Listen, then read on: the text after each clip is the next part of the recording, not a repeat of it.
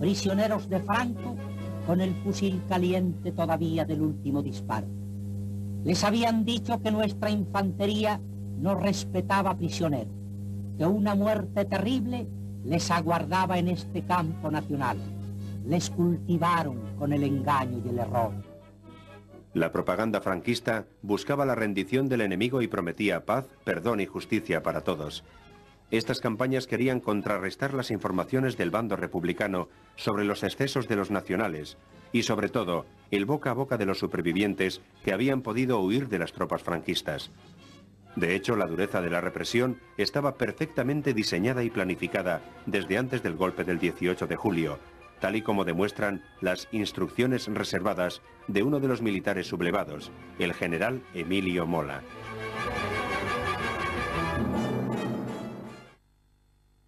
La acción ha de ser en extremo violenta para reducir lo antes posible al enemigo. Serán encarcelados todos los directivos de los partidos políticos, sociedades o sindicatos no afectos al movimiento, aplicándose castigos ejemplares a dichos individuos para estrangular los movimientos de rebeldía o huelgas. La represión fue una represión ordenada de antemano, preparada de antemano, llevada a cabo de manera sistemática, ¿no? Había que ganar la guerra, pero hay un momento en el que no solo hay que ganar la guerra, sino que hay que lograr erradicar lo que supuso la República de creación de ciertas capas más ideologizadas, y esas capas más ideologizadas había que intentar bueno, pues hacerlas desaparecer. Emocionante acto de homenaje a los héroes caídos por España. El padre de Ricardo de la Cierva está enterrado en una fosa en Paracuellos del Jarama, cerca de Madrid. Formaba parte de un grupo de presos fusilados por los republicanos cuando los trasladaban desde la capital. La derecha ha hecho de Paracuellos uno de los mitos que demostrarían que se cometieron atrocidades en los dos bandos. Es innegable que en las filas republicanas también se cometieron abusos contra civiles y ejecuciones sin juicio. En muchos lugares la violencia revolucionaria es la respuesta al golpe militar. Miles de personas terminan sus días fusilados contra una pared por una simple denuncia. En otros lugares, como Madrid o Barcelona, el gobierno de la República pierde el control y la violencia de los sectores más extremistas impera en las calles.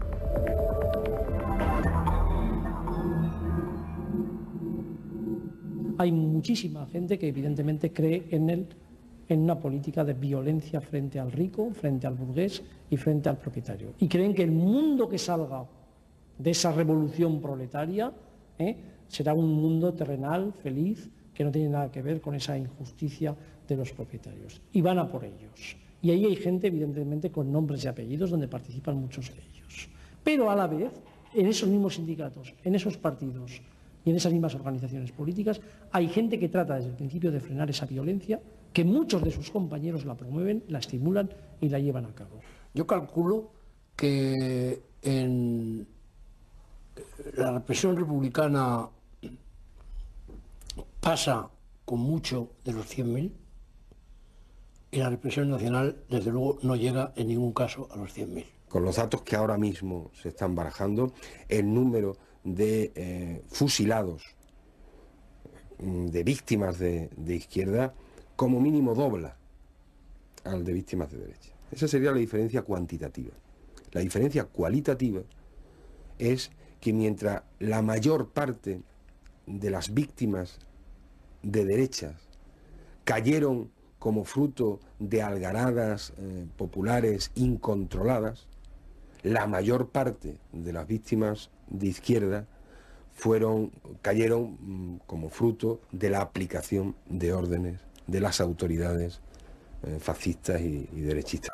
Algunos actos de violencia revolucionaria habían conmovido a la opinión pública, como la quema de conventos y el asesinato de religiosos. España era una sociedad tradicional, con un gran fervor religioso, incluso entre muchos republicanos. Pero el régimen de Franco explotó y exageró los crímenes cometidos en el bando republicano, tanto durante como después de la guerra. En abril de 1940 se instruye la denominada Causa General de la Dominación Roja en España. Se trataba de hacer un gran despliegue de inspectores que de pueblo en pueblo, de ciudad en ciudad, inventasen cualquier acto de violencia cometida por los rojos. Aquí cabía desde los asesinatos más crueles hasta un simple insulto. Franco habla, cuando lanzan la propaganda, de 300.000 asesinados por los rojos. Cuando la causa general se pone en marcha, baja la cifra a 150.000. Cuando acaban prácticamente la causa general, las cifras no llega a 80.000. Cuando hemos metido la causa general en el ordenador, y ahí están todos, ahí no hay ninguna duda, porque todo aquel que tenía un muerto por el ejército rojo sale beneficiado en la posguerra, sale registrado. Después estamos hablando de 56 a 60.000 personas asesinadas en el bando republicano durante toda la guerra civil. Procuraban no mentir. Estos informes se intentó que no hubiera mentiras porque podía ser contraproducente, pero no obstante se mintió. Y de hecho se llegaron a utilizar fotografías que no correspondían a esa violencia, sino a la contraria. Simplemente con un pie de foto apropiado, y se ponía una imagen de la represión en tal pueblo, y la represión hecha por la derecha, y se ponía la represión hecha por la izquierda. La causa general nunca se llegó a publicar, excepto un libro resumido con algunos de los casos más crueles y famosos, como los asesinatos de Calvo Sotelo o José Antonio. En el Archivo Histórico Nacional se conservan los formularios que detallaban torturas, detenciones, saqueos y asesinatos cometidos por los republicanos. Pero vemos también que en muchos pueblos es imposible encontrar ni un solo acto de violencia revolucionaria. En todo caso, la causa general había conseguido su objetivo de exagerar las barbaridades del enemigo y justificar las propias.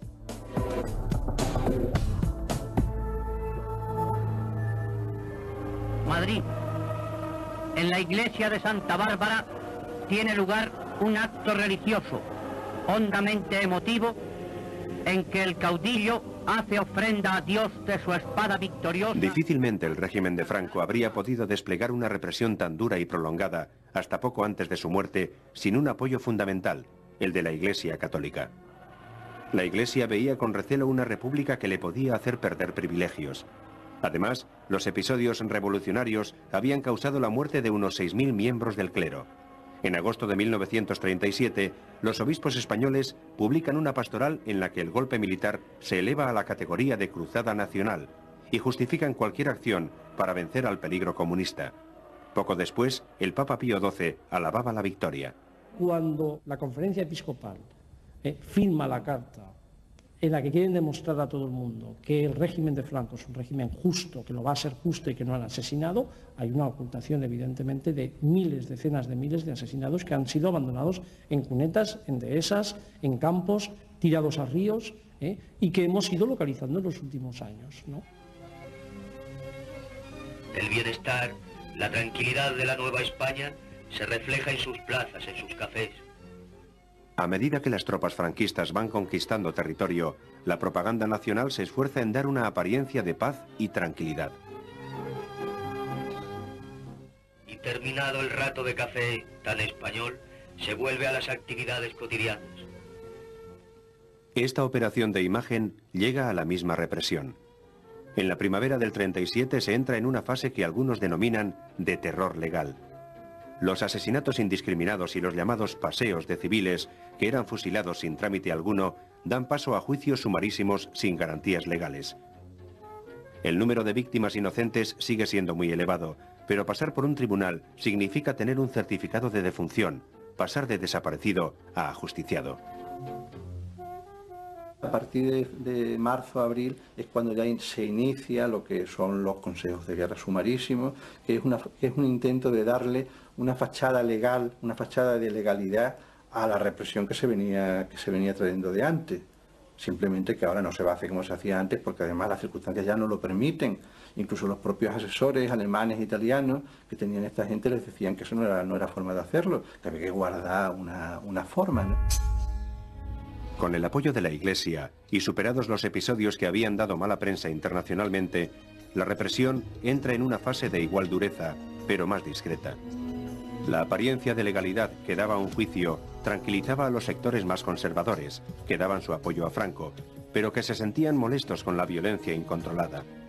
A partir de ahora, los militares no toleran que nada se les escape de las manos. Algunos dirigentes de Falange deben cursar circulares prohibiendo a sus militantes participar en fusilamientos.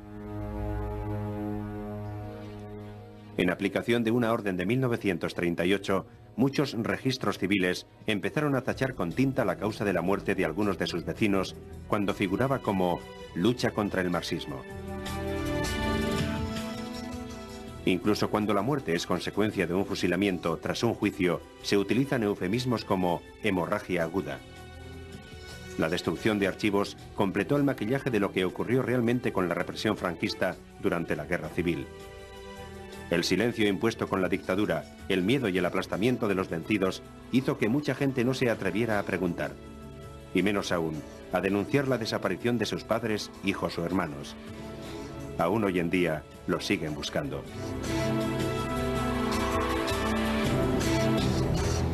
Yo creo que esa fue la victoria real de Franco, el silencio.